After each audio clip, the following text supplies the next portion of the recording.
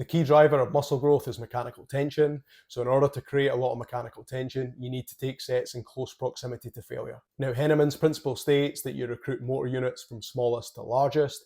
So if you don't take sets close to failure, then you won't stimulate those higher end motor units, which are crucial for muscle growth. Now, this is the number one reason why most individuals fall short.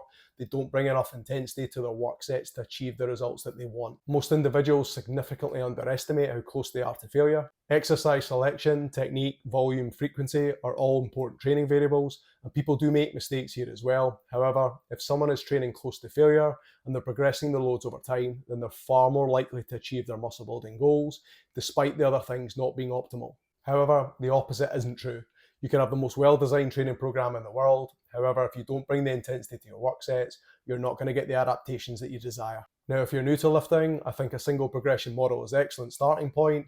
This is where you manipulate one training variable, intensity, aka the starting strength or 5x5 strong lifts model. This offers the quickest progression scheme for new lifters.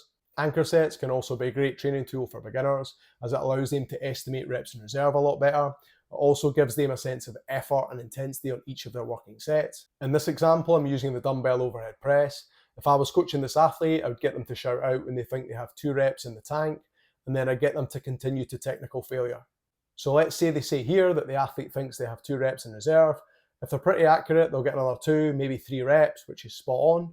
However, if they continue like this and hit another 5, 6, 7 reps, then this means they're less accurate with their perceived level of effort. Now that's totally fine. This is the whole point of anchor sets, is to help the individual gain a greater understanding of intensity on each of the sets.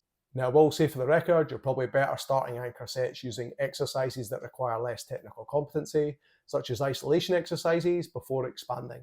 So something such as leg extensions, leg curls, lateral raises, arms and the like. Now the key point I want to make from this video is, provided you're taking sets in close proximity to failure, 1 or 2 reps left in the tank, then you'll be spot on with your training and you'll be well on your way to achieving some excellent results. If you're looking for a free training program to get you started, then click on this video here.